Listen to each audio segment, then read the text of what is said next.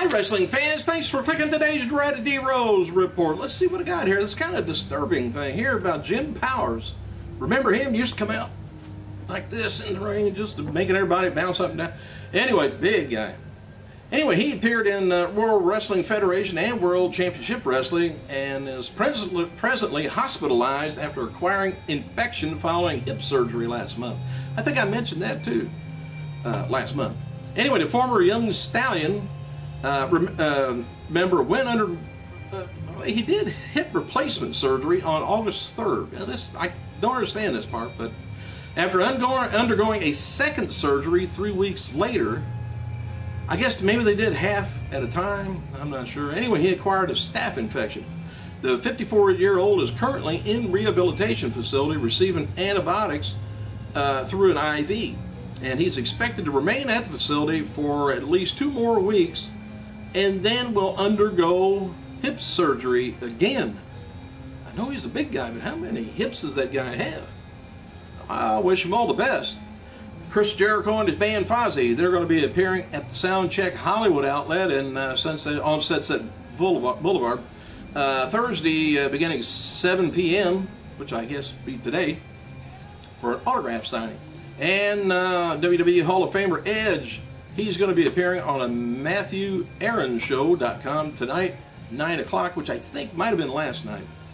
NWA Dog will hold a free show this Saturday in Vineland, New Jersey at the Perfection Auto Car dealership. Tony Marmaluke's supposed to be there. Must be an advertisement for the dealership, I guess. Hey, the Sandman, who appears in WWE version of ECW, is the latest addition to the company's alumni website. WWE says of the hardcore champion, the cane-swinging, beer-bashing brawler known as the Sandman was involved in some of the most brutal matches and rivalries in ECW history, and the only competitor to hold the ECW championship on 5 different occasions. I'm surprised they mentioned the word beer. KFDI.com is giving away ringside tickets to this Sunday's Raw live event at the Intrust Bank Arena in Wichita, Kansas, as well as backstage passes, pre-show meet and greet. Hell of a deal. Diva roster page on WWE official NXT website no longer lists Raquel Diaz. Her page has been deleted altogether and should indicate, or could indicate, that she's been released from her WWE developmental contract. I hope not. Diaz, whose real name is Shawn Marie Guerrero, the daughter of Vickie Guerrero and the late Eddie Guerrero, she joined developmental back in October 2010 and has appeared as a wrestler, valet, ring announcer, and in the spring she debuted an Ultra Diva character who's on a mission to exfoliate ugliness. Hope she ain't around here. On Monday's Raw, don't know where she's at. We'll find out. They may just revamping her webpage. I don't know. Hope she ain't gone. Raw on Monday, where Sakamoto did not accompany Tensai, for his match in the ring with Brodus Clay. According to PWI Insider, he trained at WWE developmental facility in Tampa, Florida this week, so he hadn't been released. They just didn't let him get pushed around by Tensai again. Alright, where was I? Hey, WWE released 2 promotional advertisements for the WWE main event premiering Wednesday, October 3rd on the Ion television channel, and I hope you get it. The program is going to be featuring in-ring action, commentary, exclusive behind-the-scenes content, and continue to build on events of Raw leading directly into SmackDown. So anyway, John Cena tweeted this update about his elbow surgery. He says, finishing another day of surgery, never get up, making small gains every day, rise above cancer. Oh, he's back with the pink. During an interview with OKGazette.com, promoted Monday's Jim Ross Appreciation Day, and Raw is going to be live Oklahoma City, and they teased a few surprises for the show. Well, most likely Jim Ross is going to have to face Ryback. I'm just saying, they usually mistreat him bad in his hometown.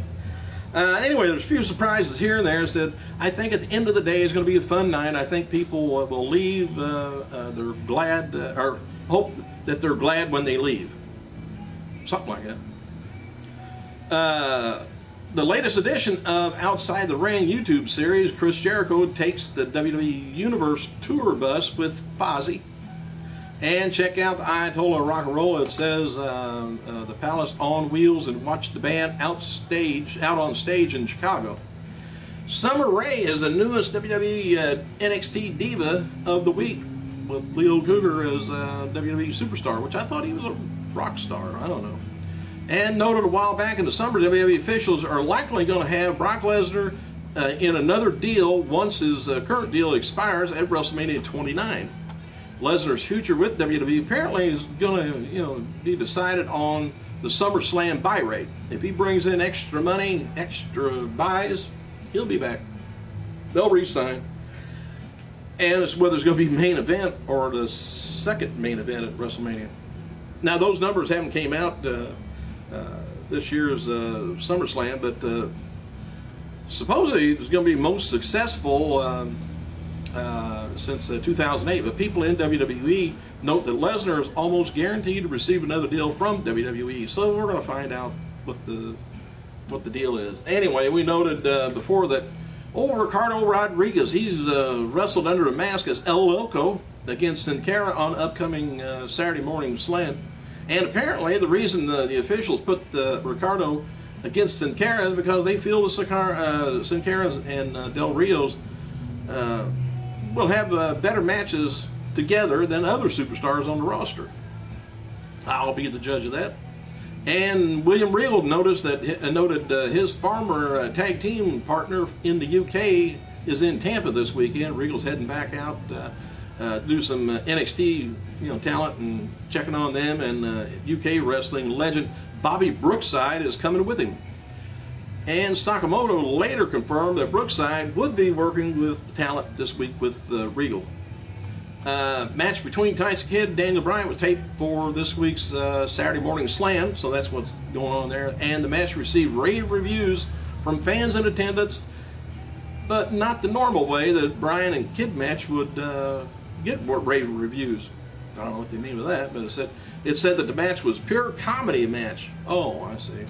And most kid-friendly WWE match in a long time. So we got a bunch of jokes going on, I guess, or funny moves, I guess. Well, that's good. Hey, WWE famer Edge. He was interviewed by, I was telling you about Aaron Matthews, Matthew Aaron show last night, and noted that he's going in for neck surgery on November 8th, I believe. I don't know how many times that's been, but anyway, Edge added that he's going to be out for about 4 months. I don't know out of where, because he's not going to be out of the ring, because he's already been out for more than 4 months, and I'm rambling. According to new data released by WWE, 2012 SummerSlam pay-per-view was huge success. Now it says with 150 worldwide pay-per-view buys. This breaks down to 264,000 North America, but just 86,000 international. This is why it's been most successful since 2008. Hang on again. All right, where was I again? 75% of the buys coming from North America indicates that Brock Lesnar versus Triple H was the reason. And Lesnar's main drawing power from the UFC days was big in the US and Canada, but little international. Don't know who sits around and thinks up that stuff. In comparison, 2011 SummerSlam did 180,000 in North America and 131,000 international buys, totaling about 311. Last year's headline was CM Punk taking on John Cena with Triple H as referee, and Randy Orton taking on Christian. So overall, it was, 350,000 versus 311. So they did some good with Brock. And WWE diva Kelly did a shoot on Wednesday for Let It Fly energy shots. Another taking part in the shoot included rapper Timberland and American Idol's Erica Van Pelt, plus MMA star Gary Maynard and Ryan Bader. WWE Hall of Famer Edge wrote about a SmackDown match between his girlfriend Beth Phoenix and Natalya. it's going to be airing, of course, this Friday. He says, so I hear Beth and Natalya had a great match. Should be a pay-per-view. Yeah. Ultimate Warrior gets WWE's .com Superstar Spotlight today. And NXT star Bray Wyatt has changed his Twitter handle to WWE Bray Wyatt. And WWE changed the CM Punk's appearance in the Ohio at the Ohio Comic Con this Saturday in Columbus. Punk will now be appearing from 10:30 a.m. until 2:30 p.m. Quite a while. Punk originally was scheduled for an evening appearance, but that's changed. I guess traveled to Topeka, Kansas after Raw that night, a little bit close. Punk also working a house show with because of John Cena's injury. As noted before, the reality star Honey Boo Boo, I don't hope they don't have those people on there, is going to be making a special appearance September 29th, Global Championship Wrestling in Pell City, Alabama. Her family was going to be appearing, and apparently her favorite wrestler is Steven Styles of the promotion. Boo Boo GCW appearances getting a lot of mainstream media. Apparently they're going to be filming, you know, some of their TV show there that night. Oh my God, Vince is going to get a hold of that. And now if they want to put her against the mother against Vicky, that'd be a good match. Anyway, taped last night for WWE Superstars, Ted DiBiase taking on Michael McGillicuddy, Slater taking on Tatsu, Layla taking on Torres, Kofi Kingston taking on Drew McIntyre, Dolph Ziggler. And I think that's the main event. Official theme song for WWE's main event TV shows on the Ion Network is Diamond Eyes by Shinedown. And of course it debuts next Wednesday, I guess. Yeah. Tonight's episode of Impact is going to be featuring Championship Thursday with the fate of the TV title. Tonight's show is also going to see Hulk Hogan and Aces and Eights, hopefully rescuing Joseph Parks. Oh my God. And also an advertisement this week to face off between Austin Aries and Jeff Hardy, and plus a gut check. And TNA is no longer allowing their contracted talent to appear on DVDs of other independent events sold by those promotions. Since 2004, TNA used to allow their talent to appear on DVDs as long as they were sold directly by the promotion and not a third party, like Best Buy or Walmart. Because that rule, Chavo Guerrero has been pulled from the October 6th NSPW event in Montreal. And by the way, there's no talk at Thursday's Impact Wrestling regarding the return of Matt Morgan, and I think they've made an announcement that they couldn't come to contractual agreement with Devon, so they're going to do the TV title tonight. But I don't know how they got the belt or the title or whatever back from Devon, unless they just give it back to him, or they made up another one. I'm not sure. But anyway, they're going to have, I think, maybe a four-way deal for the guys Hogan's going to pick out. Nicole Garcia, who is formerly known as Nikki of the Nikki Bella Twins, she says, is none too pleased with the Funkadactyls. Cameron and Naomi says former Diva champion sources of contention stems from her belief that the dance troupe is mimicking her and her sister Rihanna, or Brie Bella. She's upset. Well, come on back, fight it out. And she continues, she says, she continues with the copycat accusations. First, they steal our entrance, now they steal our outfits.